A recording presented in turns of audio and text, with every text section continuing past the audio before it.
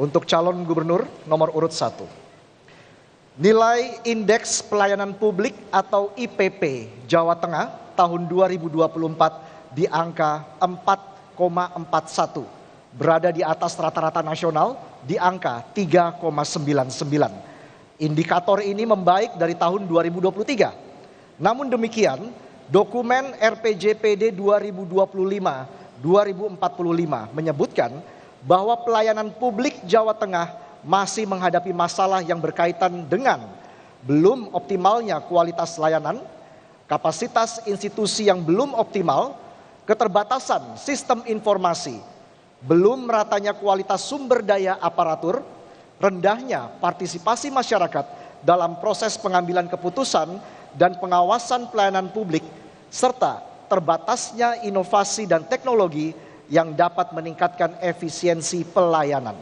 Pertanyaannya, jika Anda terpilih, strategi apa yang akan Anda tempuh untuk mengatasi masalah dalam pelayanan publik tersebut?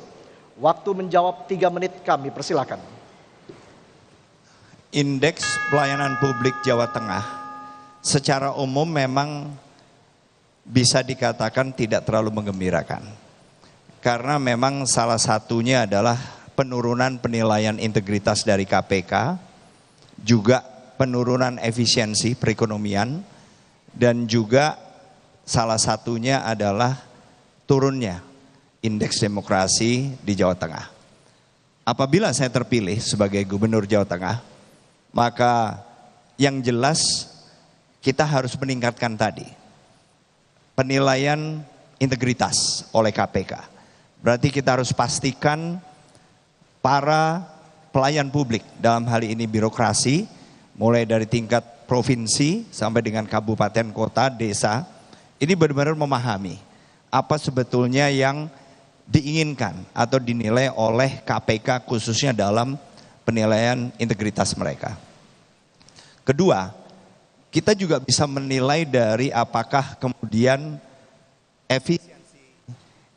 efisiensi perekonomian ini kemudian akan membaik. Saat ini terjadi inefisiensi sampai dengan 10-12%. Dan ini sesuatu yang cukup menonjol.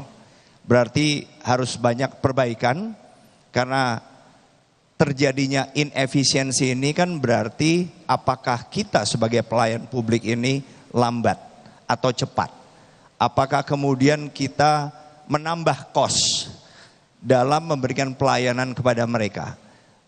Sedemikian rupa sehingga jangan sampai efisiensi atau inefisiensi ini kemudian malah menonjol.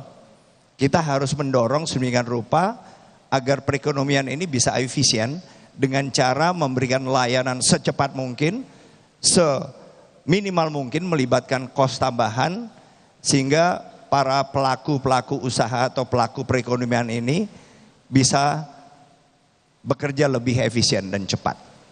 Dan juga salah satunya adalah bagaimana kita memberikan insentif dan disinsentif.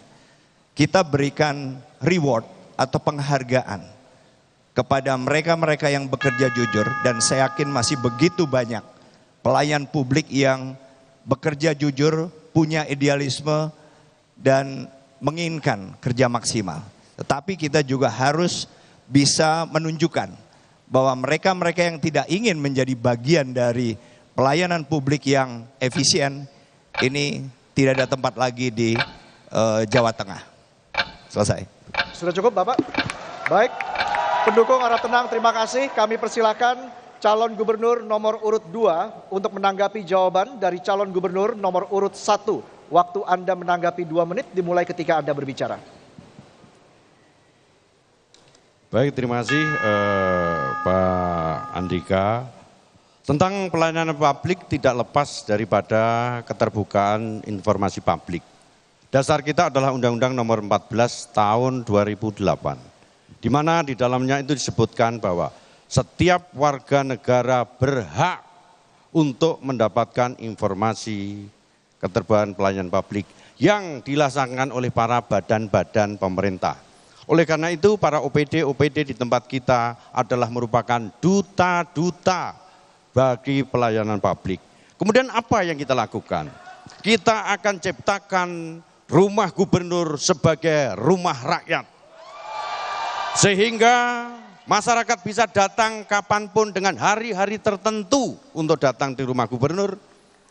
Masyarakat akan tahu gubernurnya itu mantuk-mantuk tahu masalah, atau gubernurnya mantuk-mantuk karena pencitraan.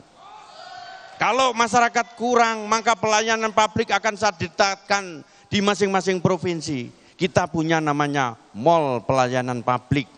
Di mana mall pelayanan publik ini adanya di Bakorwil. Wong-wong sing neng kampung-kampung tidak usah berduyun-duyun ke Semarang. Cukup di mall pelayanan publik yang adanya di Bakorwil. Kalau itu tidak cukup, kita juga masih punya yaitu Jateng Ngopeni, yang semua aplikasi kita jadikan satu, semua bisa mengakses kepada kepentingan-kepentingan dari masyarakat kita, dari mulai pendidikannya, dari mulai kesehatannya, bahkan anggaran di OPD kita, masyarakat berhak tahu. Itulah nafasnya pelayanan publik dan informasi keterbukaan publik. Selesai, matur suwun. Sudah cukup, baik. Pendukung harap tenang, terima kasih. Pendukung harap tenang. Selanjutnya kami persilakan calon gubernur nomor urut 1 untuk merespon tanggapan dari calon gubernur nomor urut 2, waktu Anda 2 menit. Yang disampaikan oleh Mas Lutfi itu sangat melengkapi apa yang menjadi jawaban tadi. Karena memang intinya semua itu sudah ada dalam sistem pelayanan publik kita. Tetapi di ujungnya adalah bagaimana kita memastikan praktek atau pelaksanaannya. Sering-sering semua sistem ini sudah berjalan, tetapi pelaksanaan di tiap level atau pelaksanaan di tiap OPD itu yang kemudian perlu pengawasan melekat. Oleh karena itu saya tadi menekankan bahwa untuk meningkatkan efisiensi dan kualitas pelayanan publik, kita memang perlu memberikan sistem reward and punishment yang memang bisa diukur. Meritokrasi termasuk juga penghargaan-penghargaan kepada mereka yang membuat prestasi. Sementara kepada yang mungkin belum menjadi bagian dari gerakan untuk membuat pelayanan publik ini lebih efisien, lebih efektif, maka sudah selayaknya mereka juga tidak diberikan kesempatan untuk memegang pos-pos yang sangat berpengaruh. Itu jawaban saya. Terima kasih. Masih ada waktu, apakah ada yang ingin ditambahkan Bapak? Sudah cukup?